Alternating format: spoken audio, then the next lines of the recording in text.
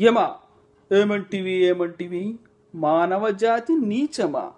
ఎంత మాట ఎంత మాట! వైతరిణి వరకు మిమ్ములని వెంటాడి వేధించి ముప్పు తిప్పలు పెట్టి మీ ధర్మసూత్రములు సైతం మంటగలిపి తన పతి ప్రాణములు దక్కించుకొన్న నారీమణి సావిత్రిది ఏ జాతి? మా నవజాతి.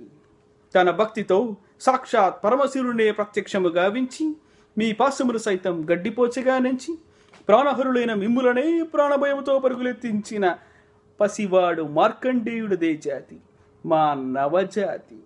నీచమన్న మా జాతి మూలమున ఏనాడో ప్రతిష్ట మూటగట్టుకున్న మీరు నేడు జాతి జాతి అని మమ్ములను అవహేళన చేయుటయా? ఎంత వివేకం, ఎంత అజ్ఞానం, ఎంత కుసంస్కారము!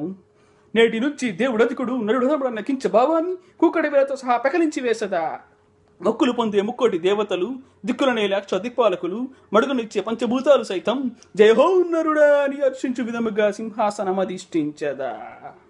స్వర్ణ మణిమయ రత్న ఖచ్చితాలంకృతమైన ఈ సభా మందిరమున అకుంఠిత సేవా దక్ష పరివార సమూహ మధ్యమున భూతుల పరిరక్షణ నిలమైన ఈ రౌరవమున్న సర్వదా శతద సహస్రద కుల మత జాతి కూపమును సమూలముగా శాశ్వతముగా ప్రక్షాళన గావించదా?